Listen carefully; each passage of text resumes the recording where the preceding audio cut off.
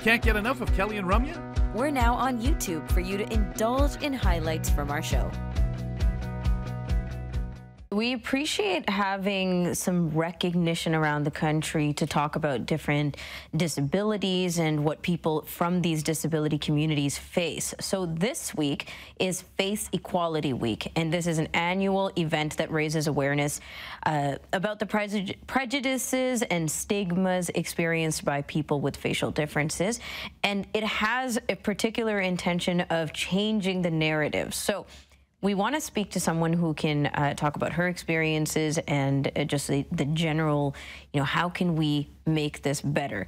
And Chelsey Peat is a facial differences advocate and a global ambassador for the Vascular Birthmark Foundation.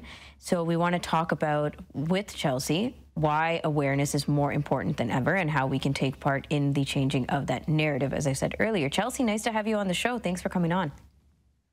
Hi, thanks so much for having me. Can you tell us a little bit more about yourself and tell us how you got into the advocacy work around facial differences? Definitely. I was born with a rare condition called Sturge-Weber syndrome. Very rare, where you have a facial birthmark that's not a regular birthmark. It goes far beneath, and there could be multiple complex symptoms. For example, with myself, there was eye involvement, brain involvement. It can be quite debilitating at times. Growing up, of course, dealing with the stigma of looking extremely different than everyone else, I had to deal with the bullies and the social struggles and the stigmatization due to how I look. So that kind of drove me to do a bunch of different, join a bunch of different organizations, I should say. Mm-hmm. So that's where I've, joined a whole bunch and do my advocacy work through them. Oh, okay. I'm curious because we talk about different groups that you've had the experience of being involved with. And is it far to say everyone has their niche, their kind of angle on things, or is it more down to we have the different groups? Because I mean, we always talk about joining something because if we have more like-minded people, how far we can go at times. I'm just kind of curious as to that, the various groups. I know in the blind community here, we have, a few groups out there, some that deal more with advocacy, some more with getting out and socializing and helping people along, maybe who may be new to the low vision or blind community. Can you just kind of give us an idea of what that community looks like when it comes to the other groups? Definitely. There is certainly an intersectionality when it comes to the facial differences community. There's some that view themselves more in the disability aspect, more that deal with the advocacy piece or the human rights aspect, which I know has been quite the struggle recently with things. There's some that do the education or the trying to go down that medical pathway kind of a thing. And we definitely have our own sub-communities. Okay, very good. Thank you. So you mentioned it, given some recent events out there, can we talk about how the facial difference community is portrayed in media? Let's start there. Oh, definitely. That is definitely a niche in itself. We have always, as I'm sure those with disabilities can agree with, that we have that negative social aspect. We are always seen in that ableist kind of trope, that villain, monster, pitiful aspect where, we aren't seen as equals. And especially in the media portrayal, our social identities are so biased in that negative aspect that we miss out on a lot for sure. And specifically for the facial difference community and individuals from those communities, what kind of impact does this have? And not just like the impact of exactly what you mentioned, overall, it's very negative, but also for the advocacy of the communities. How does it play a direct role? Well, definitely with the negative aspects in general. I mean, we have the stereotypes, the stigmatization, the automatic assumption, which then itself plays on, workplace barriers, hiring issues, social inequalities. But the perception is the bad piece here. We are just seen as incapable, unlovable, monsters, villains, bad guys. We are always seen in the negative point of view, which can be so detrimental. Mm. I I always think, as you say, detrimental. We'll talk. Please feel free to go into obviously the impact that has on the mental health. You know what that does to the mental health piece when it comes to members of the community. But I sit here and think about how many times that I've been suspect over a strange reaction when someone runs into me, being a blind person, not knowing what to say, do the different things like that. But when you can see reactions, and I think of others with disabilities of you know the kind of way people look or whatever, I'm sure those vivid reactions of people are something people talk about a lot when people don't stifle themselves, can't hold themselves, they react, and I can't even imagine what that'd be like to see that. Definitely.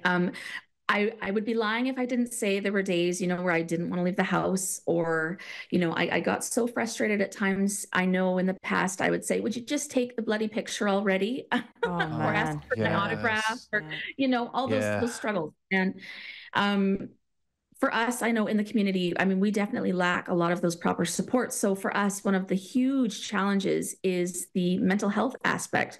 I mean, right now, currently, we are dealing with, I would almost say like a epidemic, because we are lacking in such representation, positive representation, that I mean, it's affecting us in mental health aspects. I know for myself, there have been employment biases. There are hate crimes, bullying. There have been social disparities, and we are falling through the cracks because right now, to be a member of the facial differences community, I mean, we don't even hold human rights. And that in itself is a struggle for us. And who do you talk to? Yeah, that's the Yeah, question, isn't it? it is. That is the $1 million question. And I mean, we've had a couple organizations that are starting to do the movement with it, Mhm. but again, they are also being tugged in a million different directions with such needs from the community that, I mean, they can get a little bit of progress made, but until we get enough allies in this situation, we are kind of at a loss. Yeah, it feels like you're still fighting for yourselves.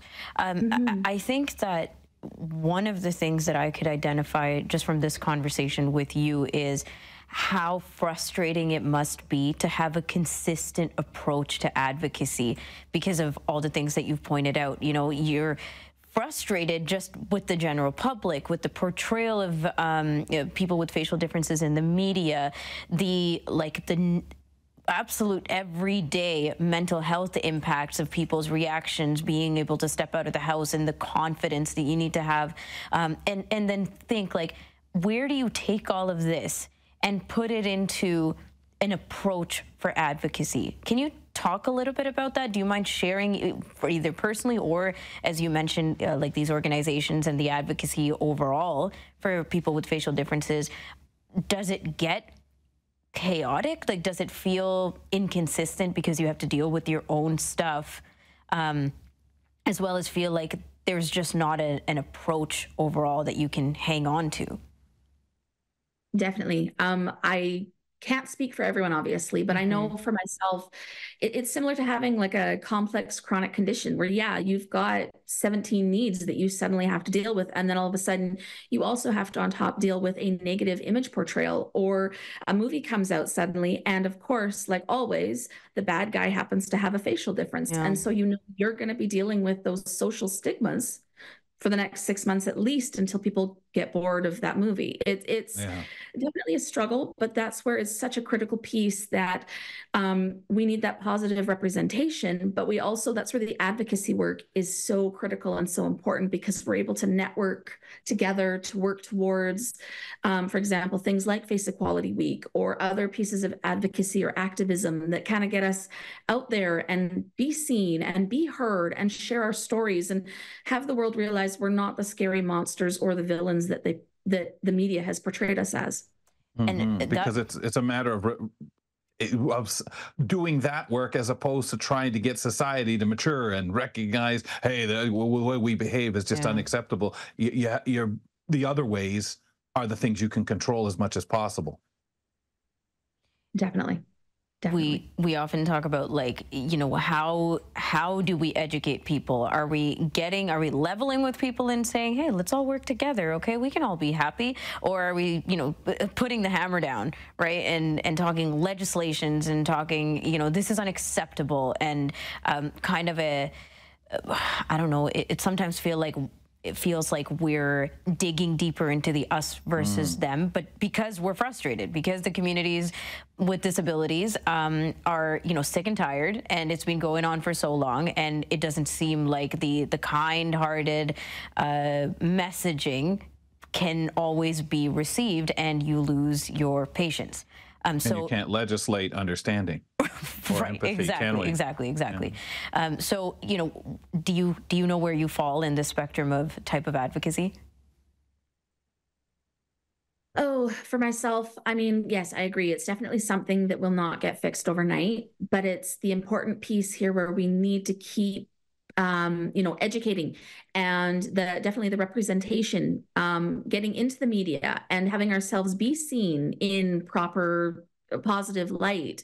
It's meeting with those government officials or people to help us with the policy and legislative practices. It's helping us to further our community support options and give us more abilities to network. But it's also the little things like, for example, myself, I'm studying diversity, equity, and inclusion.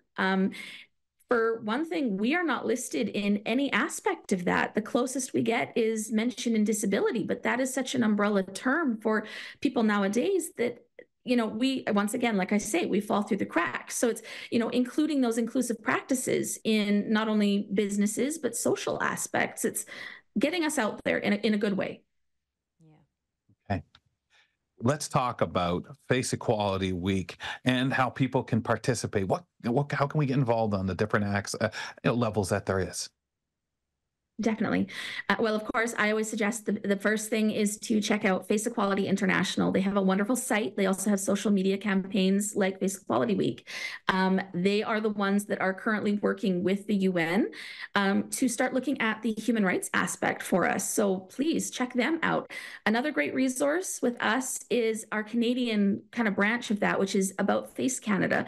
Wonderful organization. They offer super resources on education and workplace resources for HR and hiring standards. It's, but the Face Equality Week is, taking the time to share our stories. A lot of us are sharing our stories this week. For example, Face Equality this year is "My Face is a Masterpiece." So it's getting to enjoy every single person with a facial difference. I love that. Oh man. And do you have anything? We just have a couple more minutes with you, Chelsey, but I really want to ask, because we have this show on AMI TV and AMI Plus called "You Can't Ask That," right? Where it basically addresses the kinds of questions that people want to ask, would ask if they, have the audacity. But the people who are representing these communities with disabilities will candidly answer these questions. And that comes with the frustrations. It comes with the, oh my goodness, are you serious? But still end up answering the questions. So wanted to ask you, because you already talked about people's reactions to facial differences. Do you have any advice or like words of wisdom for parents and children, when children with curiosities or adults with curiosities, I guess, for that matter, if people have questions, is there a right and wrong way to approach? Being a parent myself now, I've kind of been reintroduced to the world of small little ones and children and that simple, innocent curiosity. And I'm always down for getting on a knee and talking to them and letting them touch my birthmark, letting them see that it's regular skin, it's just different colored. I'm all for educating. I'm all for advocating and making people comfortable around me. Not everyone in the facial difference community is, though. But I always say, as long as you approach it in a diplomatic and respectable way, and you also give that person the ability to say, I don't want to talk about it. That's their choice. It's their face. But at the end of the day, I'm always happy to speak about it and educate about it, because I know I would much rather have a world that's comfortable with me than have what's going on currently with the whole negative aspect of it. I appreciate that answer. Yeah, very much so, because I know I've often heard the, hey, what is that sticker? Why are your eyes closed? And a parent, shh, come on, come on, come on. And I just love the fact that the child was curious and wanted to know. And I would rather be asked something. But yeah, I've also had the rude, I mean, what's wrong with you? What do you want?